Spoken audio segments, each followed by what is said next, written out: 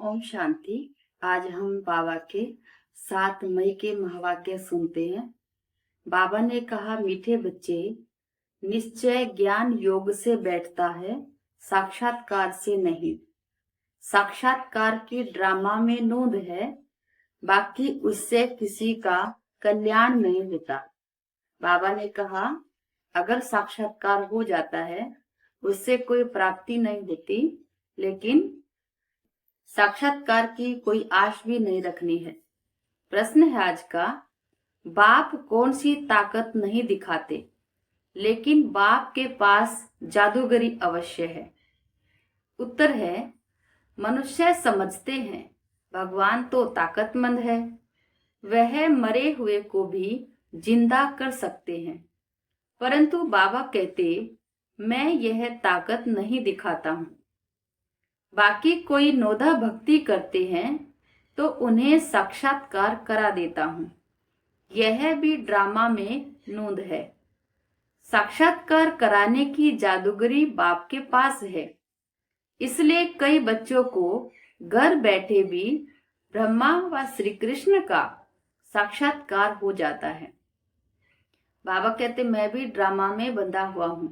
अगर ड्रामा में किसी को साक्षात्कार कराना है तो साक्षात्कार हो जाता है, लेकिन ऐसे मरे हुए को जिंदा करना, बाबा कहते, ये कार्य मैं नहीं करता हूं, ऐसी ताकत मैं नहीं दिखाता हूं। गीत है आज का, कौन आया मेरे मन के द्वारे। ओम शांति। यह बच्चों के अनुभव का गीत है। सत्संग तो बहुत हैं, खास भारत में तो ढेर सत्संग है, अनेक मत मतांतर हैं। वास्तव में वह कोई सत्संग नहीं है। सत्संग एक होता है, बाकी तुम वहां किसी विद्वान, आचार्य, पंडित का मुंह देखेंगे, बुद्धि उस तरफ जाएगी। यहाँ फिर अनोखी बात है, यह सत्संग एक ही बार इस संगम युग में होता है। यह तो बिल्कुल नई बात है। उस बेहद के बाप का शरीर तो कोई है नहीं। कहते हैं, मैं तुम्हारा निराकार शिव बाबा हूं। तुम और सत्संगों में जाते हो तो शरीरों को ही देखते हो। शास्त्र याद कर फिर सुनाते हैं।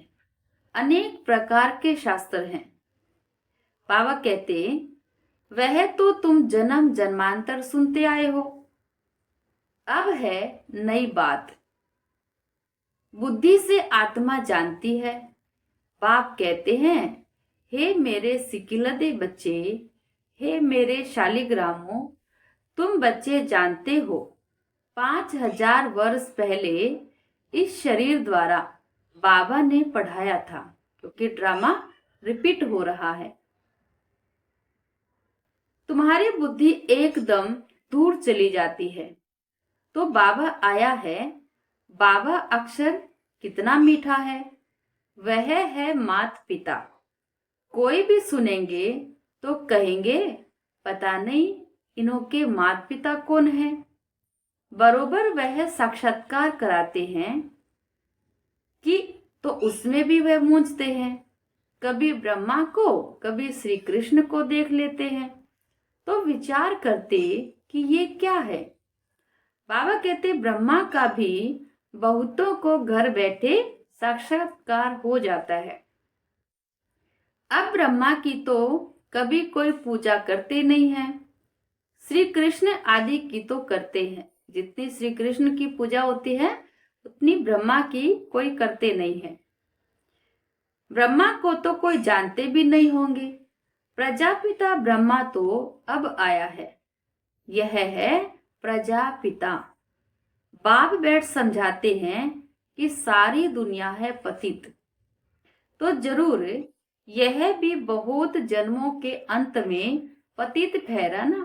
ब्रह्मा बाबा भी जन्म लेते लेते बहुत जन्मों में पतित बन गया। तो बाबा कहते हैं, कोई भी पावन नहीं है। इसलिए कुंभ के मेले पर, हरिद्वार, सागर, गंगा के मेले पर जाते हैं। समझते हैं स्नान करने से पावन बन जाएंगे, लेकिन यह नदियां कोई पतित पावनी थोड़े ही हो सकती हैं। नदियां तो निकलती हैं सागर से। वास्तव में तुम हो ज्ञान गंगाएं। महत्व तुम्हारा है। तुम ज्ञान गंगाएं जहां तहां से निकलती हो। वो लोग फिर दिखलाते हैं, तीर मारा और गंगा निकली। तो ये क्या अर्थ हुआ? किसी भी आत्मा को ज्ञान का तीर लगा और उसकी बुद्धि खुल गई तो गंगा बह निकली। बाबा कहते तीर मारने की तो बात नहीं, स्थूल तीर मारने की कोई बात नहीं है। ज्ञान गंगाएं देश देशांतर जाती हैं। जो भी बाबा के बच्चे हैं वो सब ज्ञान गंगाएं बनकर बाबा का संदेश जहां तहां सुनाती हैं। शिव बाबा कहते हैं, मैं ड्रामा के बंधन में बंधा हुआ हूँ। सभी का पार्ट निश्चित किया हुआ है। मेरा भी पार्ट निश्चित है। इसलिए बाबा कहते मैं भी पार्ट से हटकर कुछ नहीं करता हूँ। कोई समझते भगवान तो बहुत ताकतमंद है, मरे हुए को भी जिंदा कर सकते हैं। यह सभी गपोड़े हैं। कौन से मरे हुए को? जो अपने आप को भूल गए थे, परमात्मा को, अपने घर को भूल गए थे। वो जो मर गए थे उनको ज्ञान के द्वारा जिंदा करते हैं। बाकी ऐसे नहीं कि कोई आत्मा शरीर छोड़कर चली जाए और फिर भगवान वापिस उसको डाल दे। बाबा कहते मैं ऐसा नहीं करता हूँ। मैं आता हूँ पढ़ाने के लिए। बाकी क्या ताकत दिखाएंगे? साक्षात्कार की भी जादूगरी है। साक्षात्कार भी बाबा कराते हैं। नोधा भक्ति करते हैं तो मैं साक्षात्कार कराता हूँ। जैसे काली का रूप दिखलाते हैं, उन पर फिर तेल आदि चढ़ाते हैं।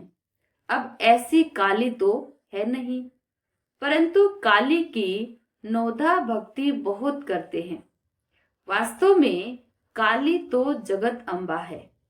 काली का ऐसा रूप तो नहीं, परंतु नौधा भक्ति करने से बाबा भावना का भाड़ा दे देते हैं। काम चिता पर बैठने से काले बन गए हैं, अब ज्ञान चिता पर बैठ गोरे बनते हैं। बाबा कहते जो काली अब जगदम्बा बनी है वह साक्षात्कार कैसे कराएगी? साक्षात्कार कराने का पार्ट शिव बाबा का है। तो बाबा ने कहा जो काली है वह साक्षात्कार कैसे कराएगी? वह तो अभी बहुत जन्मों के अंत के भी अंत वाले जन्म में है। देवताएं तो अभी है नहीं, तो वह क्या साक्षात्कार कराएंगे? बाप समझाते हैं यह साक्षात्कार कराने की चाबी मेरे हाथ में है। अल्प काल के लिए भावना पूरी करने के लिए साक्षात्कार करा देता हूँ, परंतु वह कोई मेरे से मिल नहीं सकते। मिसाल एक कालिका देते हैं। इस रीति बहुत हैं, हनुमान, गणेश आदि हैं। भले सिख लोग भी गुरु नानक की बहुत भक्ति करे तो उन्हें भी साक्षात्कार हो जाएगा, परंतु वह तो नीचे चले जाते हैं। बाबा बच्चों को दिखलाते हैं, देखो यह गुरु नानक की भक्ति करते हैं। साक्षात्कार फिर भी मैं कराता हूँ। भक्ति कोई भी करे, किसी की भी करे, लेकिन साक्षात्कार कराने का काम शिव बाबा कहते हैं मेरा है। वह कैसे साक्षात्कार कराएंगे? उनके पास साक्षात्कार कराने की चाबी नहीं है।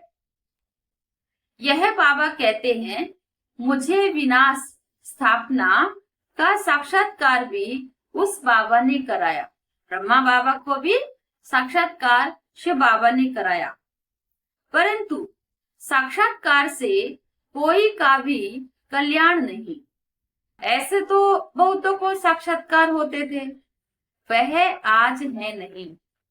बहुत बच्चे कहते हैं हमको जब साक्षात्कार हो तो निश्चय बैठे, परंतु निश्चय साक्षात्कार से नहीं हो सकता। ये बाबा क्लियर कर रहे हैं कि जिन्होंने साक्षात्कार किया वो आज है ही नहीं, क्योंकि शुरुआत में तो बाबा ने केवल साक्षात्कार से ही निकाला सभी को।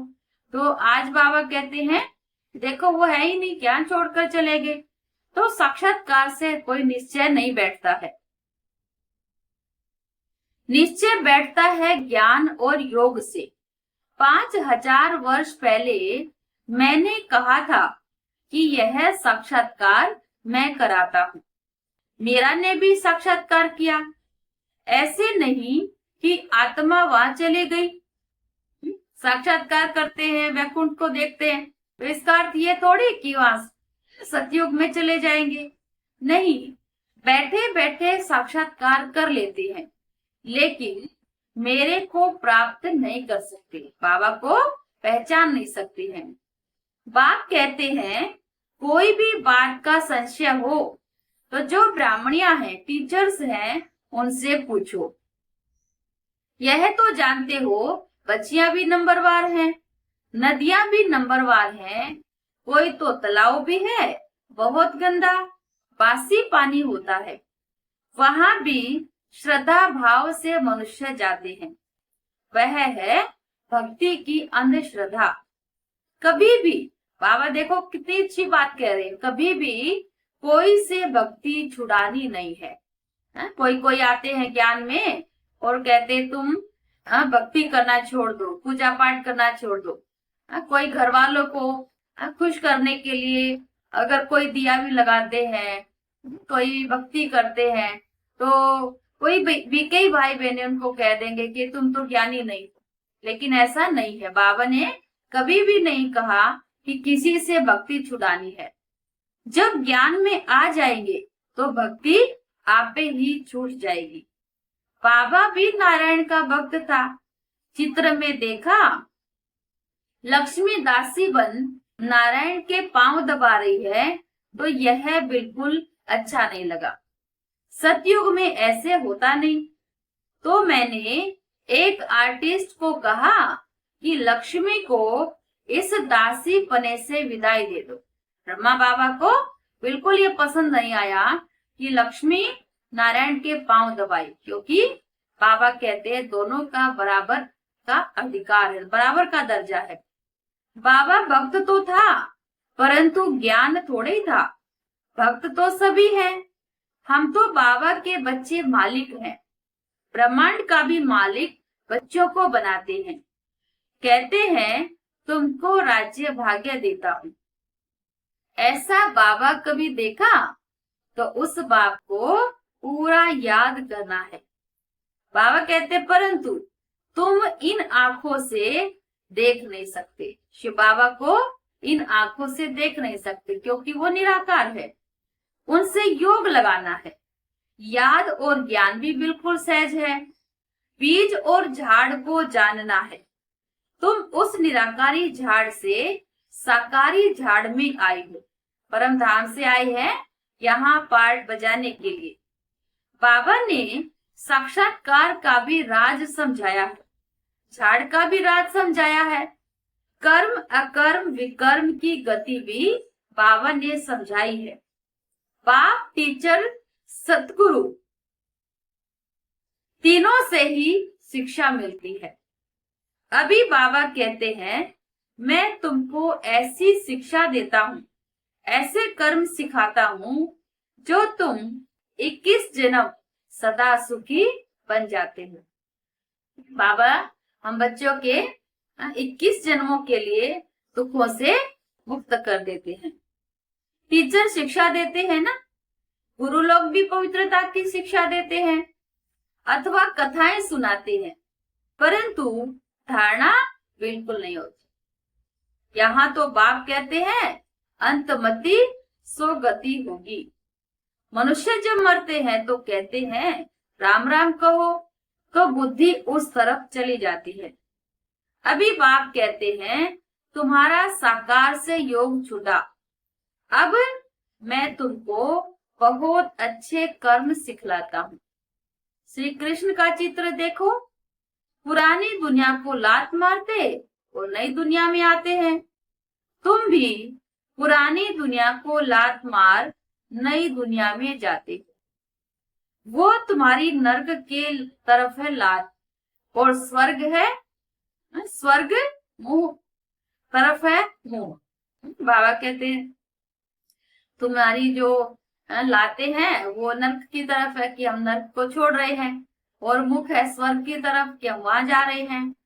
शमशान में भी अंदर जब घुसते हैं तो मुर्दे का मुंह उस तरफ कर लेते हैं, बदल देते हैं, लात पिछाड़ी तरफ कर देते हैं।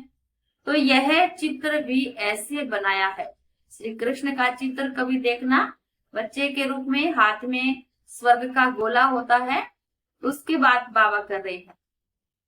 बाबा कहते मम्मा बाबा और तुम बच्चे, तुमको तो मम्मा बाबा को फॉलो करना पड़े, जो उनकी गति पर बैठो। राजा के बच्चे प्रिंस प्रिंसेस कहलाते हैं ना। तुम जानते हो हम भविष्य में प्रिंस प्रिंसेस बनने वाले हैं। ऐसा कोई बाप टीचर गुरु होगा जो तुमको ऐसे कर्म सिखलाए। तुम सदा काल के लिए सुखी बनते हो। यह शिव बाबा का वर है। बाबा में बच्चों को वरदान दे रही हैं कि तुम सदा के लिए सुखी बन जाओ। वह आशीर्वाद करते हैं, यह नहीं हमारे ऊपर उनकी कृपा है। सिर्फ कहने से कुछ नहीं होगा, तुमको सीखना होता है। सिर्फ आशीर्वाद से तुम बन नहीं जाएंगे। केवल आशीर्वाद से काम नहीं चलेगा। बाबा कहते पुरुषार्थ भी करना है, उसकी मत पर चलना है, ज्ञान और योग की धारणा करनी है।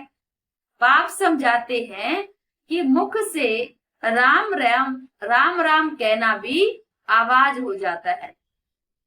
तुमको तो वाणी से परे जाना है, चुप रहना है। खेल भी बहुत अच्छे अच्छे निकलते हैं। अनपढ़े को बुद्धू कहा जाता है। बाबा कहते हैं कि अब सभी को भूल तुम बिल्कुल बुद्धू बन जाओ। अब यहाँ बाबा देह की दुनिया की बातें कर रहे हैं कि उन सबको भूलकर एकदम बुद्धू बन जाओ। मैं जो तुमको मत देता हूँ उस पर चलो। परम धाम में तुम सभी आत्माएं बिना शरीर के रहती हो, फिर यहाँ आकर शरीर लेती हो, तब जीव आत्मा कहा जाता है। आत्मा और शरीर जब दोनों इकट्ठे होते हैं तब जीव आत्मा कहते हैं। बाप आत्मा कहती है मैं एक शरीर छोड़ दूसरा लेती हूँ। तो बाप कहते हैं मैं तुमको फर्स्ट क्लास कर्म सिखलाता हूँ। टीचर पढ़ाते हैं, इसमें ताकत की क्या बात है। साक्षात्कार कराते हैं तो इसको जादूगरी कहा जाता है। मनुष्य से देवता बनाना ऐसी जादूगरी कोई कर नहीं सके, क्योंकि कोई भी किसी भी दूसरी आत्मा को परिवर्तन नहीं कर सकते। तो परमात्मा ही है, शिव बाबा ही है जो हम मनुष्य आत्माओं को देवता बना सकते हैं। तो बाबा सौदागर भी है, पुराना लेकर नया देते हैं। इनको पुराना लोहे का बर्तन कहा जाता है, इनका कोई मूल्य नहीं। आजकल देखो तांबे के पैसे भी नहीं बनते।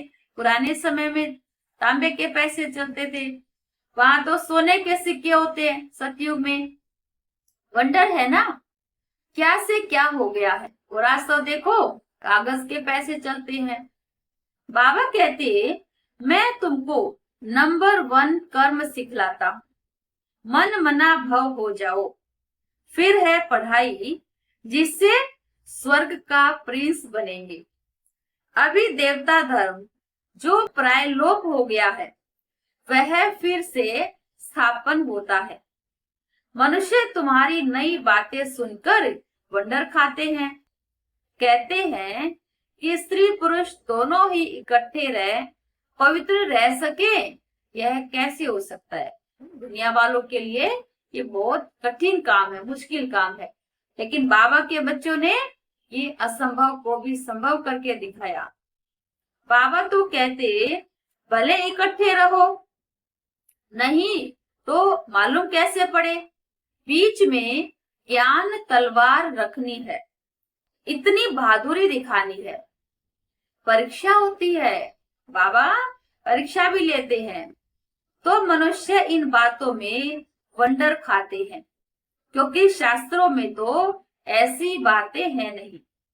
यहाँ तो प्रैक्टिकल में मेहनत करनी पड़ती है। बाबा कुछ भी ऐसे नहीं कहते। बाबा जो कहते हैं बाबा प्रैक्टिकल करके फिर दिखवाते हैं। गंधर्वी विवाह की बात यहाँ की है। अभी तुम पवित्र बनते हो तो बाबा कहते बहादुरी दिखलाओ, सन्यासियों के आगे सबूत देना है। समर्थ बाबा ही सारी दुनिया को पावन बनाते हैं। बाप कहते हैं भले साथ में रहो, सिर्फ नंगन नहीं होना है, पतित नहीं होना है। बाबा कहते ज्ञान की तलवार साथ में रखनी है। यह सभी है युक्तियां, बड़ी जबरदस्त प्राप्ति है। सिर्फ एक जन्म बाबा के डायरेक्शन पर पवित्र रहना है।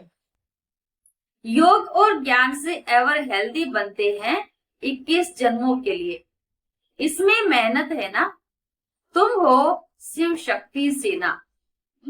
बाबा कहते तुम हो शक्ति सेना। बाबा आपको आपकी शक्तियां याद दिला रही हैं। माया पर जीत पहन जगत जीत बनते हो। सभी थोड़े ही बनेंगे। जो बच्चे पुरुषार्थ करेंगे वही ऊंच पद पाएंगे। तुम भारत को ही पवित्र बनाकर फिर भारत पर ही राज्य करते हो। हम आत्माएं भारत को पवित्र बनाते हैं और फिर उसी के ऊपर राज्य करेंगे। लड़ाई से कभी सृष्टि की बादशाही मिल न सके, यह वंडर है ना। इस समय सब आपस में लड़कर खलास हो जाते हैं। मक्खन भारत को मिलता है, दिलाने वाली है वंदे मातरम। देखो बाबा कहते हैं भारत को मक्खन दिलाने वाली ये प्यारी प्यारी बूढ़ी बूढ़ी माताएं हैं। मेजॉरिटी माताओं की है। अब बाबा कहते हैं जन्म जन्मांतर तुम गुरु करते आए, शास्त्र पढ़ते आए हो। अब हम तुमको समझाते हैं जज योर सेल्फ, राइट क्या है। बाबा ने तो बता दिया। अब बाबा कहते तुम ये देखो कि सही क्या है और गलत क्या है। सतयुग है राइटियस दुनिया, माया अनराइटियस बनाती है। बाबा हमें सतयुगी दुनिया में, पवित्र दुनिया में लेकर जाते हैं, लेकिन माया वापिस इसी दुनिया में खींचती है। अब भारतवासी इरिलीजियस बन पड़े हैं, नास्तिक बन पड़े हैं। रिलीजन नहीं, इसलिए माइट नहीं रही, शक्ति खत्म हो गई। इरिलीजियस, अनराइटियस, अनलॉफुल, इंसॉल्वेंट बन पड़े हैं। बाबा कहते हैं नास्तिक बन गए, पतित बन गए और अनलॉफुल, कोई भी नियम कायदे मर्यादाएं नहीं रही, पतित बन गए। बेहद का बाप है, इसलिए बेहद की बातें समझाते हैं। कहते हैं कि फिर तुमको रिलीजियस मोस्ट पावरफुल बनाता हूं। स्वर्ग बनाना तो पावरफुल काम है ना, क्योंकि बच्चे आत्मा इतनी बिगड़ गई है, इतनी पतित हो गई है, संस्कार इतने कठिन हो गए हैं, तो उनको परिवर्तन करना ये कितना मेहनत का काम, ये बहुत पावरफुल काम है। बाप है गुप्त, इनकॉग्निटो वॉरियर्स है। बाप का बच्चों पर बहुत प्यार होता है, मत देते हैं। बाप की मत, टीचर की मत, गुरु की मत, सोनार की मत, धोबी की मत, सभी मतें इसमें आ जाती है। बाबा अलग अलग पार्ट बजाते, कभी गुरु बन जाते, कभी टीचर बन जाते हैं, कभी देखो तो सोनार बन गए, कभी देखो तो धोबी बन जाते हैं, लेकिन है सब एक ही। बाबा अलग अलग रूप में पार्ट बजाते हैं। अच्छा, मीठे मीठे सिकी लदे बच्चों प्रति माता पिता बाप दादा का याद प्यार और गुड मॉर्निंग। रूहानी बाप की रूहानी बच्चों को नमस्ते। हम रूहानी बच्चों की रूहानी माता पिता बाप दादा को याद प्यार गुड मॉर्निंग, नमस्ते बाबा, नमस्ते।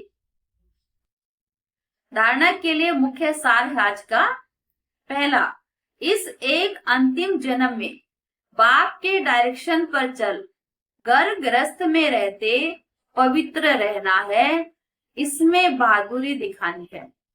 बाबा कहते इसमें बहादुरी दिखानी है कि गृहस्थ में रहो, कोई भी कार्य करो, लेकिन पवित्र रहकर दिखाना है। जो दुनिया असंभव मानती है वो बाबा के बच्चों ने संभव करके दिखाया भी है और दिखाना भी है।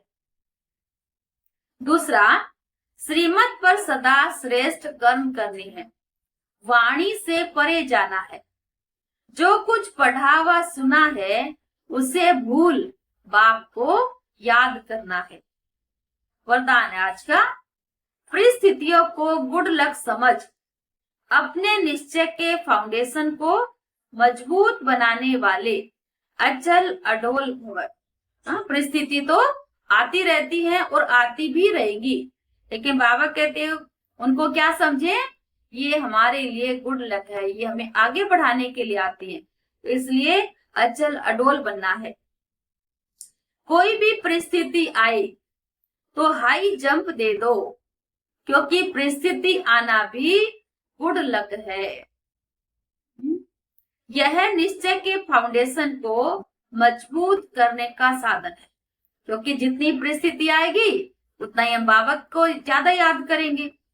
आप जब एक बारी अंगद के समान मजबूत हो जाएंगे तो यह पेपर भी नमस्कार करेंगे, उनको पता चल जाएगा कि ये हारने वाले नहीं है।